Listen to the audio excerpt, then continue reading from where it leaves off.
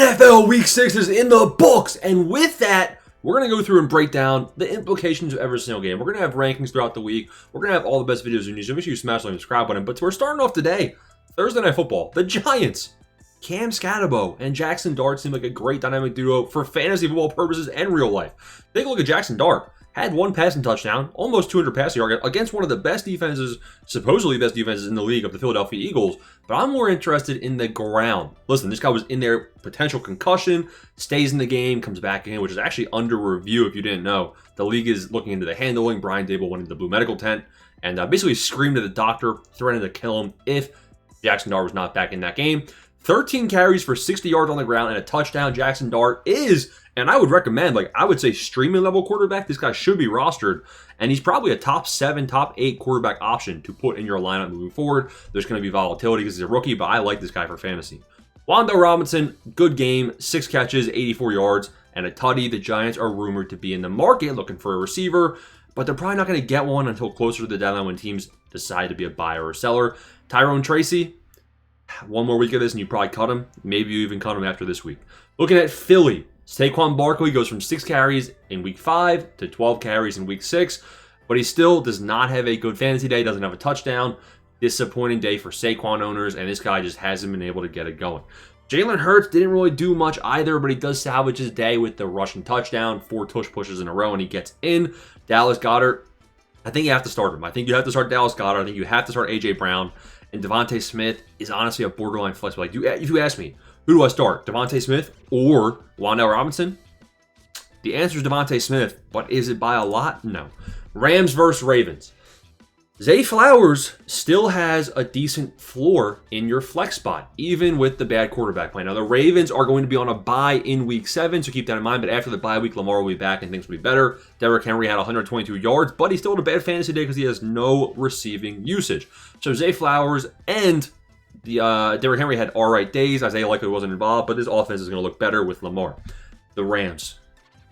Corum, injured. Kyren Williams stock, up. Kyren Williams had a big day. He's had back-to-back good weeks. Puka Nacua, potential for a foot sprain. You guys might know more when you're watching this video, but Puka Nacua, he's probably number 1 or number 2 receiver in the league right now. JSN looks good. Puka's always banged up. Things you hate to see. Monitor his injury for sure. And honestly, Devontae Adams' stock would have to rise, and Matt Stafford's stock would have to fall. Seahawks and Jaguars. Taking a look at Seattle. We talked about it. JSN now looks like an S-tier upper echelon wide receiver. 8 catches on 13 targets, 162 yards, and a tutty. Very, very good numbers. Not really anybody else relevant from the receiving game in my eyes. Cooper Kupp had a touchdown. Don't be deceived. Use it as trade bait. Kupp is still not somebody you want to be starting. And then Walker and Charbonnet continue to have the most frustrating fantasy football split ever in a backfield. Honestly, I'm not happy about starting either of them, but I'd probably lean to Kenneth Walker. He's looked more efficient. Jacksonville Jaguars. The reason I was thinking, I was like, wait, but Charbonnet has the goal line role. So, and honestly, it's so confusing between Charbonnet and Walker.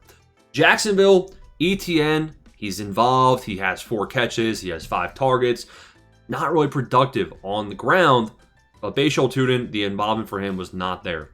Parker Washington, we might have to start talking about this guy. This guy actually looks decent when he's been getting the ball. Travis Hunter did absolutely nothing. In fact, Travis Hunter cost them the game. He had 7 targets, was all right, but he lined up offsides in a Brian Thomas Jr. touchdown that was called back.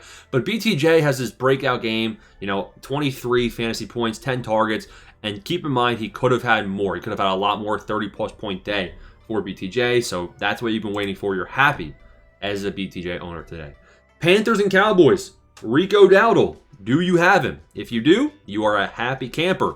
And you should start Rico Dowdle, I think, even when Chuba Hubbard's back. It's definitely going to be more of a split. But Dowdle has looked so good through the air, and he's looked so good through the ground.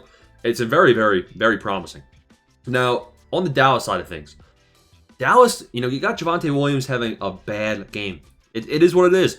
A bad game, only 30 rushing yards, but he had 5 catches, went absolutely nowhere. But that still is an 8-point day in his worst game of the season. Ryan Flournoy was still involved without CeeDee Lamb, but CeeDee Lamb is nearing a return. Still 6 targets, not bad. Ferguson also had a down day, but he had a touchdown with salvage. Listen, Pickens is insane. Now, I think even when CeeDee's back, Pickens will still have a very good role. This is what we're waiting to see. Dak Prescott should be a starting quarterback in your lineup, and Pickens should be started. Let's not forget about T-Mac. Ted McMillan had 2 receiving touchdowns, but he only had 5 targets, so again, volatility for starting Ted McMillan. Browns and Steelers. Quinshon Judkins. He gets all the usage. Not a good game. 12 for 36. Tough against that Steelers front. Receiving wise, also nothing there for Judkins. Now, Njoku was banged up several times throughout this game. He ended up, actually being pulled. Fannin, 10 targets, 7 catches, 81 yards. Fannin should be in your lineup next week if you have no David Njoku. Jerry Jeudy has 13 targets, only catches 5. That's embarrassing. But at least Dylan Gabriel tried getting the receivers involved. I mean, it was a bad game for the Browns offense. Aaron Rodgers looked good. DK Metcalf looked good. 9 targets, only brought in 4, but he had the touchdown. Jaylen Warren, 52 yards, decently effective on the ground. You still saw some Gainwell involvement. You saw Caleb Johnson actually get a couple carries too. I was actually against him in fantasy. Don't even ask. I might even lose that matchup, surprisingly enough. Gainwell had the receiving usage, which is disappointing because he actually had more receiving usage than Warren. So it actually might hurt Warren's stock that you had that big Gainwell breakout overseas. Now we're heading into the next matchup. Patriots and Saints. Drake May, people are calling him a Hall of Famer. 3 passing touchdowns, and then on the ground, he also had 30 rushing yards, not too shabby. Travion Henderson actually he had a decent amount of carries. Ramondre looked bad. Ramondre looked like trash, 13 for 18. Henderson was not that much better. Averaging 3 yards per carry for Travion and not involved really. Neither running back was really involved at all in the receiving game. So Travion owners have to be very disappointed. You have to be wondering, when is the breakout going to happen? Because Gibson's now out for the year.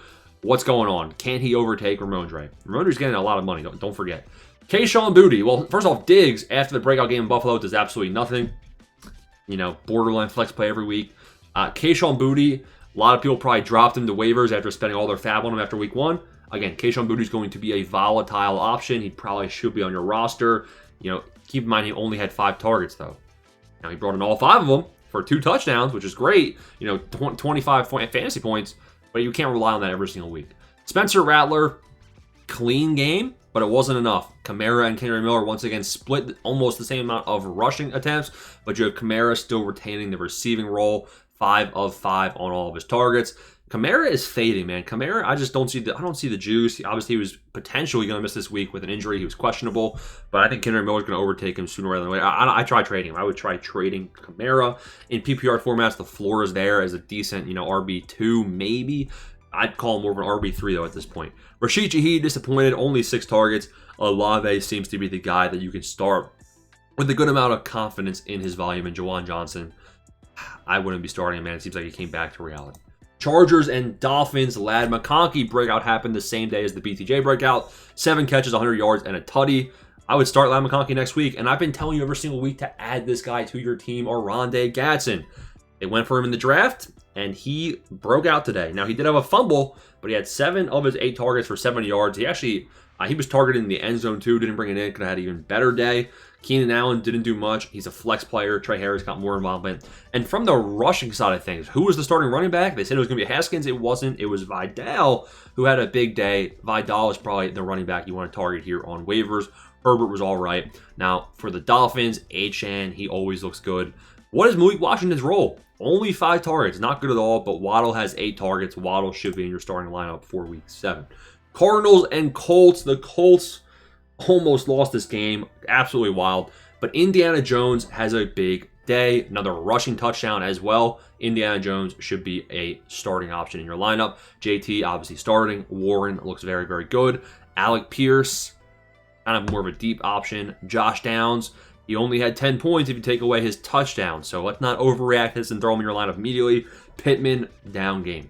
The Cardinals, you wake up and you have the news that Michael Carter is not the starter anymore, even after he dropped 18 points last week. Very, very weird. And it actually turned out to be pretty true. Bam Knight actually, it was kind of a 50-50 split, but Bam Knight got more of the opportunities. Broncos and Jets. Taking a look at the Broncos-Jets game, New York was bad. Every single person on the New York Jets was terrible. You probably spent some fab on Mason Taylor. He did absolutely nothing. I don't know what to tell you, man. The Jets' offense is very, very bad. You can't trust anybody, even Breece Hall. Although I think Breece Hall is probably the best bet. Garrett Wilson, 8 targets. You probably can trust Garrett Wilson as well. I'd probably start Breece Hall and Garrett Wilson next week, regardless of how bad they are. The Broncos, if you're a Dobbins owner, you're still happy. I mean, not really anybody here had a standout game, except for maybe like Evan Ingram had 9 points, which isn't terrible from the tight end position. Bo Nix, the Broncos offense didn't look great either. There's better days ahead for both of these teams, but they seem kind of volatile, to be completely honest. Bengals and Packers. This game's wrapping up when I'm recording this. Josh Jacobs, huge day because of the 2 rushing touchdowns. And I've been saying it all along. This guy's schedule gets easier as the season would go on. I said buy him low. You have Jacobs coming in here, 5 of 5 catches, 60 yards through the air. Romeo Doubs continues to get a lot of targets in the absence of their main receivers. Tucker Kraft, bad game, but he had a touchdown to salvage it. And Golden also has a lot of receiving yards as well. Looking at Cincinnati, Chase Brown salvages his day with a 2-point conversion. It's not going to show up here on the stats, but Chase Brown, disappointing.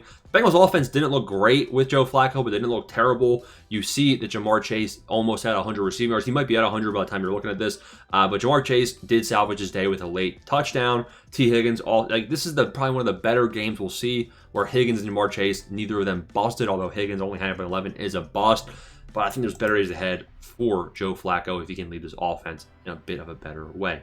Looking at the 49ers and Bucks, rest in peace to Egbuka, who had a hamstring injury. Hez Johnson, 1 catch, 45 yards, and a touchdown. Cameron Johnson, 4 catches, 64 yards, and a touchdown. Yeah, someone's going to have to be the receiver here if Egbuka's hurt, if Evans is hurt, if Godwin's hurt. But realistically, I think Godwin's back next week, and you start Rachaad White with confidence any week that Bucky Irving misses. McCaffrey, not the best day, but this guy's obviously still the S-tier running back. Jake Tonjes, you might start him, but Kittle's coming back here soon, so he becomes irrelevant. Did you have the confidence to start Kendrick Bourne after his breakout game last week? Well, if you did, you were rewarded another 142 yards. That's something to monitor.